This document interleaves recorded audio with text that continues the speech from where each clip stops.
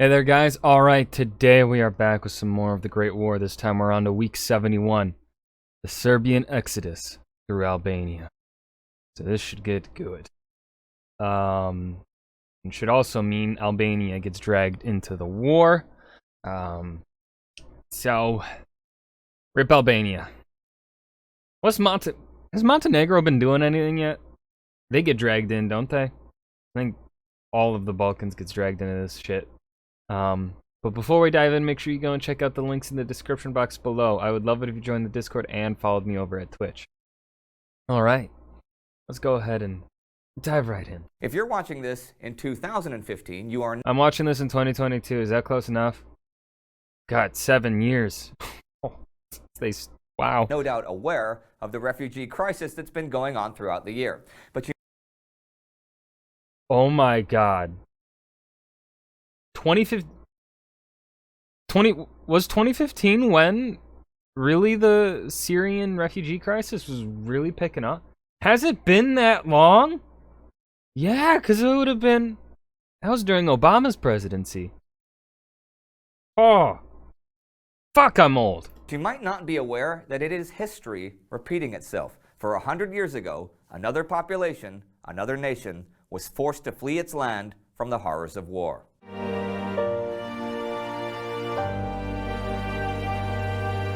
I'm Indy Nidell. Welcome to the Great War. Last week, a British army in Mesopotamia had attacked the Ottomans at Ctesiphon, but were forced to retreat downriver to Kut, followed by an army many times their size.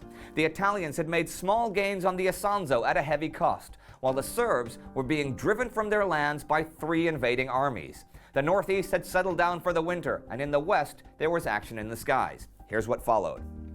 The 4th Battle of the Isonzo River came to an end this week. It had been raging since November 10th, but since that was only a week after the 3rd Battle of the Isonzo River ended, they had been at it for pretty much 7 weeks solid. The weather had cleared up in late November, and the fighting had reached its greatest intensity, but on December 4th, the snows returned, and fighting sputtered to a halt on the entire line. The two armies began to settle down for the winter, with heavy snow in the Alps and bitter winds on the Corso. Casualties for the battle were intentionally disguised at the time, but the official post-war numbers are around 50,000 for the Italians and 30,000 for the Austro-Hungarians. Let's be clear. Decent numbers, not absolutely crazy for battles we've seen so far. Though, just because the battle had ended, the fighting... And actually, kind of average numbers for the battles we've seen so far, so... Dying didn't. The artillery would still roar. Aircraft and snipers would still harass infantry, and patrols would go out all the time into the bitter snows to keep watch on the other side. And both sides were busy tunneling under the rock and even placing explosives to cause strategic avalanches. So the slaughter never really came to an end. And slaughter was a good word to describe much of the recent action in the Balkans. Yeah. Austro-Hungarian, German, and Bulgarian forces, over 500,000 strong, had invaded Serbia early last month. And though the Serbs and their French allies had fought bravely, the battle for Serbia was over. In fact, the Serbs had only one option really open to them at this point: to retreat to some territory where the enemy could not follow, and thus keep their army intact. The path into the mountains of Montenegro and Albania lay open. I'm sorry, seeing people with guns skiing, it just looks silly to me. I don't know why, there's just something about it that makes it look goofy. But there were no railroads, and not even a good road for a wagon, so there was no way an army could make it as a whole. It would have to break up into smaller groups, each taking separate trails. There was no food supply, and starvation seemed a likely outcome for the Serbian army. You know, one thing I also wonder about when you see photos or videos of troops on the march, I wonder what some of them are talking about. You know, this looks like a group back here, maybe they're in a discussion like these 3 right here. These 3 are their own group. Like, see the way everyone's walking, you can kind of tell who they're kind of grouped up with. This guy looks like maybe he's on his own. Maybe he's having a bad day. Which still totaled 200,000 men, and the mountains were, by this time of year, covered in deep snow. The Battle of Kosovo Plain was the final battle before the retreat. Ammunition had been stockpiled. The oxen who pulled the heavy... Serbia held out for far longer than they realistically probably should have been.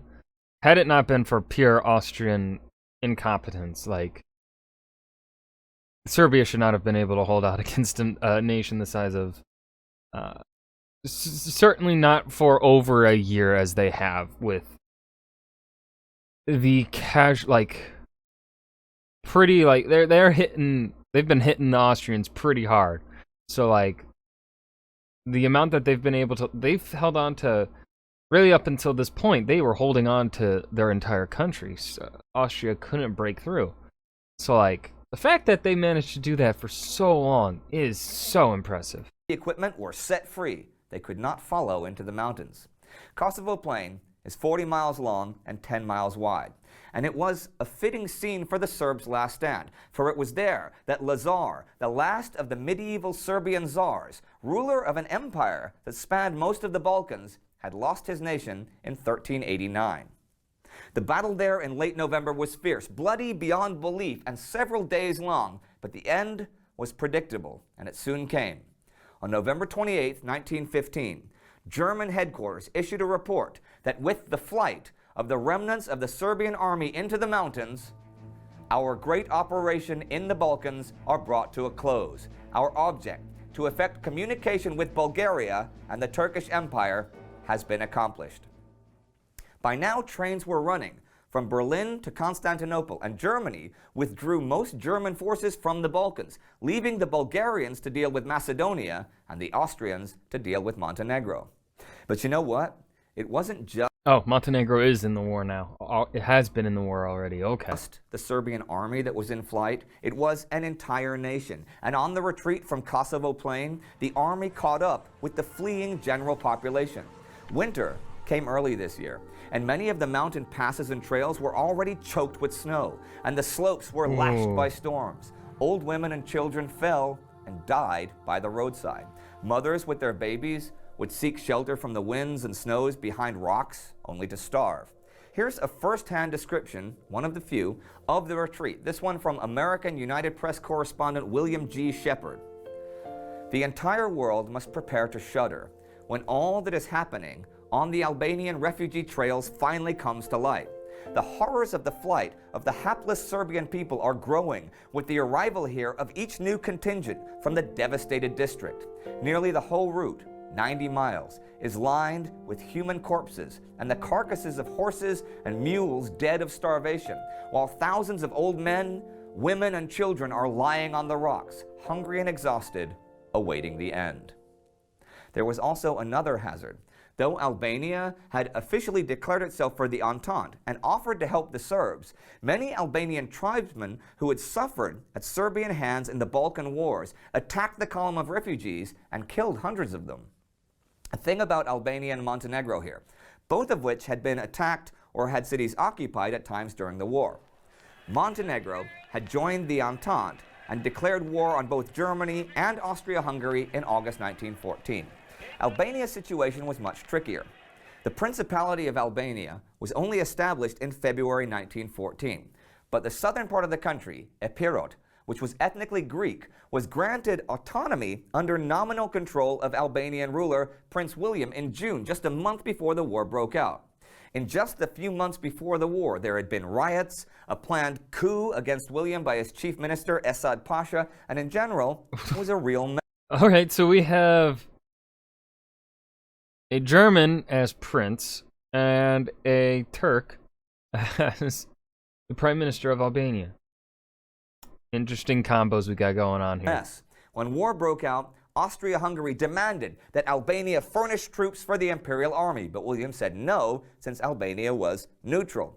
Warlords and local tribal chieftains took control of chunks of northern and central Albania. The Greeks in the south seized control, and William fled the country in September 1914. Troops from both Greece and Italy occupied Albania that fall, though Italy stated in December that they were just helping maintain neutrality.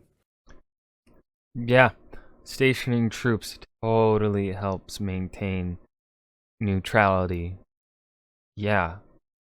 That's not gonna fly with your enemies, my guy. No. Serbia and Montenegro also soon occupied part of the country, and it was basically anarchy in large parts of Albania. When the Serbs now came through in their retreat, They were eventually followed by Austro-German forces, who would become the new occupiers of Albania, but that's still in the future, so we'll worry about that when we get there. But basically, nobody at all respected Albania's neutrality. So winter was really coming on everywhere, even further south at Gallipoli. On November 27th, a vicious thunderstorm swept through and drowned over 100 Allied troops. Following the thunderstorm came 2 days of blizzards, with another 100 men freezing to death. 12,000 men at Suvla were treated for exposure, and the cold particularly affected the Australian and Indian troops. Evacuation was inevitable since the men could not survive the winter there as things stood. The question was, when? Gallipoli had been a stalemate for months, and the Western Front for over a year, and now the Eastern Front was as well, at least temporarily. The ground was now too frozen to dig into quickly, so if you made an advance, you couldn't protect it from counterattacks. Still, one interesting thing happened this week over there. On November 28th, the German 82nd Divisional Staff were surprised and taken prisoner by the Russians near Pinsk. 2 generals were captured. And one more note to round out the week. On December 1st, Baron Sidney Sonnino, former Italian Prime Minister and current Minister of Foreign Affairs, announced in the Chamber of Deputies that Italy had formally entered the agreement with Russia, France, Great Britain, and later Japan that none of them would conclude a separate peace with any of their enemies. Spoiler warning. Russia doesn't stay with that plan. And the week ends with a battle ending for the Italians, the Russians surprising the Germans, and people freezing to death and drowning at Gallipoli, and starving and freezing to death in the mountains of Albania. You know, as what you of do. Those who survived? Those who made it through the mountains? What of them?